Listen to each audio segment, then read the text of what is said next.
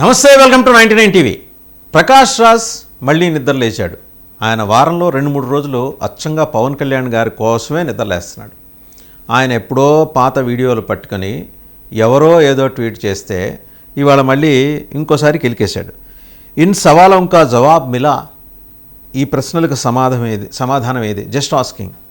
ఇంతకీ ఏంటంటే ఎవరో మొహమ్మద్ జుబేర్ అని ఆయన 2 రోజుల క్రితం పెట్టినట్టున్నారు. What an award winning performance by Pawan Kalyan garu in 2018. 2018 Guntur Nagarjuna యూనివర్సిటీలో ఏర్పాటు చేసిన బహిరంగ సభలో స్పెషల్ స్టేటస్ మీద పవన్ కళ్యాణ్ గారు కేంద్ర ప్రభుత్వాన్ని ఏకి పారేసి ఉతికి ఆరేసి క్లిప్పులు పెట్టిన ఒక వీడియో, ఆయన ఆంగ్లంలో ప్రసంగించిన దాని తాలూకు చాలా ఆవేశపూరితంగా అహోభావాలను ఇలా ప్రకటిస్తూ చేసిన వీడియో ఆయన పోస్ట్ చేశారు మొహమ్మద్ జుబేర్ గారు.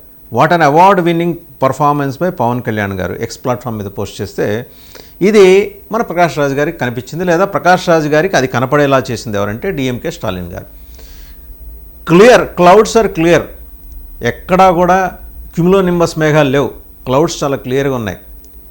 ఏంటంటే డిఎంకే ఎట్టి పరిస్థితుల్లో వచ్చేసారి ఎన్నికల్లో అధికారంలోకి రావడానికి పుష్కలంగా వాళ్ళకి అవకాశాలు ఉన్నాయి. ఎందుకంటే ఆ ద్రవిడ సెంటిమెంట్ అక్కడ బలంగా పనిచేస్తుంది కాబట్టి. బట్ ఎక్కడైతే పవన్ కళ్యాణ్ గారు సనాతన ధర్మం గురించి వచ్చి మాట్లాడుతున్నారో తమిళనాడులో, హిందూ ఓటు ఎక్కడైనా పోలరైజ్ అయిపోయి బీజేపీ మిత్రపక్షాలకు పడితే తమ ప్రాభవం, తమ ప్రావెస్నెస్ రెండూ తగ్గిపోతాయని డిఎంకే భావించిందో అక్కడ 2 వెపన్స్ని బయటికి తీసింది. ఒకటి ప్రకాష్ రాజ్, అయిన దానికి కాని దానికి ఒంటికాలి మీద పవన్ కళ్యాణ్ గారి మీద లేవటం. రెండో ఆయన కమల్ హాసన్, పచ్చి నాస్తికవాదంతో హిందువుల మనోభావాలను దెబ్బతీస్తూ విచ్చలవిడిగా ప్రచారం చేయటం. దానికోసం మరి ఆయనకి రాజ్యసభ సీట్ ఇచ్చేశారు. ప్రకాష్ రాజ్కి కూడా ఏమన్నా డ్యూ ఉందేమో, బహుశా రాబోయే ఖాళీల్లో ప్రకాష్ రాజ్ని కూడా రాజ్యసభ డిఎంకే పంపిస్తుందేమో. ఇవన్నీ పక్కన పెడితే 2018లో పవన్ కళ్యాణ్ గారు ఏం మాట్లాడారు? స్పెషల్ స్టేటస్ మీద కేంద్ర ప్రభుత్వాన్ని నిర్దేశిస్తూ మాట్లాడారు. ఆయన చాలా ఆవేశంగా మాట్లాడారు, నో డౌట్. ఆ రోజు ఆ ప్రసంగం జాతీయ స్థాయిలో ఆకట్టుకుంది. ఈ తర్వాత జరిగిన పరిణామాలు, తెలుగుదేశంతో ఆయనకు అప్పట్లో డిఫరెన్సెస్, వాటి గురించి కూడా ప్రస్తావన చేశారు. బట్ స్పెషల్ కేటగిరీ స్టేటస్ని వాళ్ళు ఎందుకు తీసుకొచ్చారు? ఆయన అప్పుడు మాట్లాడిన వీడియోని ఇప్పుడు ఎందుకు తీసుకొచ్చి పెట్టారు అంటే, పవన్ కళ్యాణ్ గారు హిందీని రాష్ట్ర భాష అన్నారు కదా, అందుకనమాట. అది రాష్ట్ర భాష ఎలా అవుతుంది? అది ఒక ప్రాంతంలో మాట్లాడుకునే భాష మాత్రమే.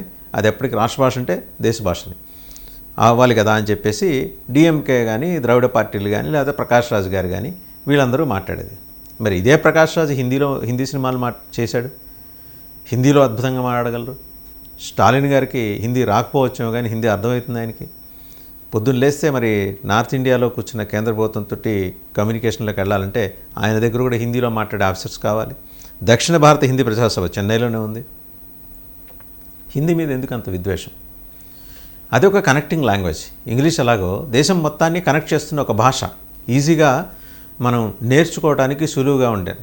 అద్భుతంగా మాట్లాడలేకపోవచ్చు, పాండిత్యాన్ని ప్రదర్శించలేకపోవచ్చు, కానీ చిన్న చిన్న హిందీ వర్డ్స్ తోటి సెంటెన్స్ కన్స్ట్రక్ట్ చేయడం పెద్ద కష్టం కాదు. తమిళం ఎంత ఈజీగా నేర్చుకోవచ్చు, హిందీ కూడా అంతే ఈజీగా నేర్చుకోవచ్చు. దాని మీద అకారణంగా విద్వేషం ఎందుకు? నాకు తెలుగు నాకు అమ్మ లాంటిదైతే హిందీ పెద్దమ్మ అన్నారు ఆయన. Nothing wrong in it. ఆయనేమి అభిప్రాయం ఎందుకు చేంజ్ అయింది అనే అంశం ప్రస్తావన తీసుకొచ్చి పోర్ట్రే చేయటం, పవన్ కళ్యాణ్ క్యారెక్టర్ని బీలిటిల్ చేస్తూ తమిళనాడు ఓటర్లో పవన్ కళ్యాణ్ మీద, తద్వారా పవన్ కళ్యాణ్ని భుజాన మోసుకొని తిరుగుతున్న బీజేపీ మీద విష ప్రచారం చేయాలనేది డిఎంకే ఒక ప్రోగ్రాం పెట్టుకుంది. సరే, ఈ ప్రోగ్రాంకి, డిఎంకే ప్రోగ్రాంకి వెనకాల కాంగ్రెస్ సపోర్ట్ ఉంటుంది, అనుమానం ఏం లేదు అందులో. అక్కడ ఎవరు పెద్దగా ఆలోచన. కాంగ్రెస్ వెనకాల జార్జ్ సోరేస్ ఉంటాడు. జార్జ్ సోరేస్ ఏంటి, $100 బిలియన్ అయినా ఖర్చు పెట్టి ప్రధానమంత్రి పదవి నుంచి నరేంద్ర మోడీని దించేయాలి, లేదా అసలు బీజేపీ అధికారంలోకి లేకుండా చేయాలి. ఆయన అవిశ్రాంతంగా కృషి చేస్తున్నాడు ఆ విషయంలో. జార్జ్ సోరేస్ వెనకాల ఎవరు పనిచేస్తున్నారు? చైనా పనిచేస్తుంది, చైనా కమ్యూనిస్ట్ పార్టీ పనిచేస్తుంది. చైనా కమ్యూనిస్ట్ పార్టీకి భారతదేశం మీద ఇంట్రెస్ట్ ఏంటంటే అల్లకల్లోలం, ప్రాంతీయ అస్థిరతలు సృష్టించడం ద్వారా భారతదేశం చైనాకి వెళ్ళి చూడకుండా ఉండాలి. ఇది ప్రాంతీయ అస్థిరతలు ఎలా సృష్టించాలి? భాషాపరమైన, మతపరమైన, ప్రాంతపరమైన విభేదాలు సృష్టించడం. దానికి వాళ్ళకి అనువుగా ఉన్న రాష్ట్రాలు ఏంటి? చైనాకి వెస్ట్ బెంగాల్ అనువుగా ఉంది, కేరళ అనువుగా ఉంది, అండ్ ఇటు వచ్చేప్పటికి తమిళనాడు అనువుగా ఉంది, కొంతలో కొంత పాండిచ్చేరి అనువుగా ఉంది. ఏం చేయాలి? వాళ్ళ దేశంలో చైనా ఏం చేస్తుందంటే మతాల మీద, వివిధ మత ధర్మాలకు సంబంధించి ఏమైనా ప్రార్థనా స్థలాలు ఉంటే వాటిని డిస్మాంటిల్ చేస్తుంది. అండ్ బలవంతంగా ఈ మత బోధనలు చేసే వాళ్ళని బహిష్కరించడం, చంపేయడం చేస్తూ ఉంటుంది. అది చాలామందికి తెలుసు. బట్ ఆ ఇనుప కచ్చడాల వెనకాల ఏం జరుగుతుందో తెలియదు. ప్రకాష్ రాజుకు కూడా తెలుసు. చైనా ఏంటంటే అర్జెంటుగా కొందరిని హైర్ చేసుకుంది. ఇక్కడ కొన్ని రాజకీయ పార్టీలని, ఈ స్పష్టమైన సమాచారం ఇంటెలిజెన్స్ దగ్గర ఉంది, కొన్ని రాజకీయ పార్టీలని, లేదా కొన్ని రాజకీయ పార్టీల్లో కొందరిని, లేదా ప్రకాష్ రాజు లాంటి ఇండివిజువల్స్ని అని ఇంటెలిజెన్స్కి స్పష్టమైన ఇన్పుట్స్ ఉన్నాయి. సో వీళ్ళేంటి, దేశానికి వ్యతిరేకంగా పనిచేయాలి, అంటే చైనాకు అనుకూలంగా దేశానికి వ్యతిరేకంగా పనిచేయాలి. ఎందుకంటే మీకు ఒకటే ఒక గుర్తు, చైనాలో ఎప్పుడైనా చైనా కమ్యూనిస్ట్ పార్టీలో ఒక అంతర్గత సంక్షోభం వచ్చిందంటే టక్కన బార్డర్స్ మీద కాన్సన్ట్రేట్ చేస్తుంది చైనా. వాళ్ళ పిఎల్ఐని అలర్ట్ చేస్తుంది, పీపుల్స్ లిబరేషన్ ఆర్మీని అలర్ట్ చేస్తుంది. ఏదో చిల్లర మల్లర గొడవలు బార్డర్స్ వెంబడి, సరిహద్దులు వెంబడి చేయడానికి ప్రయత్నం చేస్తుంది. రాళ్ళు రువించడం, ఒక చిన్నపాటి ఘర్షణలు, స్కఫుల్, లేదు అవకాశం ఉందంటే ఆక్రమించుకునే ప్రయత్నం కూడా చేస్తుంది. అందులో భాగంగా ఏంటంటే మైండ్ గేమ్ ఆడుతుంది.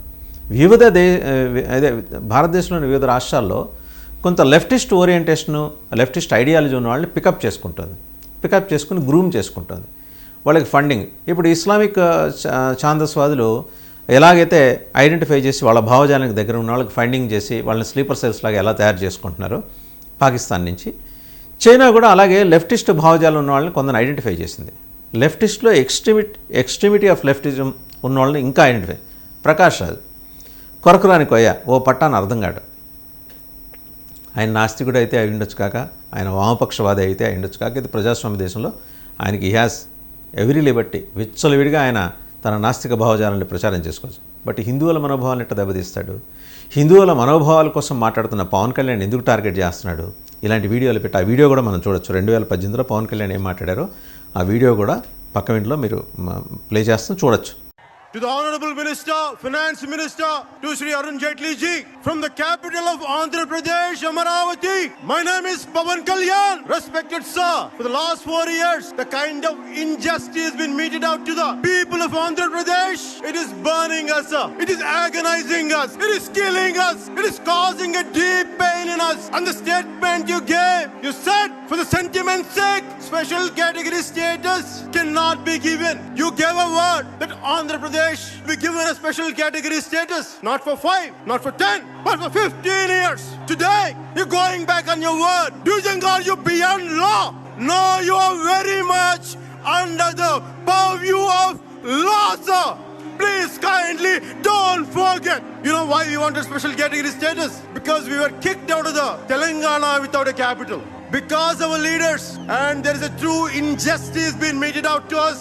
You cannot go back on your word. It is a violation of Constitution. Today it is not even about money. It is about the self-respect of Andhra Pradesh. So video చూశారు కదా, ఆయన ఆ రోజు అడిగింది special status గురించి అడిగారు. Over a period of time ఏంటంటే రాజకీయాల్లో పరిణితి చెందే కొద్దీ భావజాలంలో కొద్దిగా మార్పు ఉంటుంది, ఎవరికైనా సహజం. కాంగ్రెస్ నుంచి బీజేపీకి, బీజేపీ నుంచి ఇంకో పార్టీలోకి షిఫ్ట్ అయిన వాళ్ళు ఇలా చాలామంది ఉన్నారు.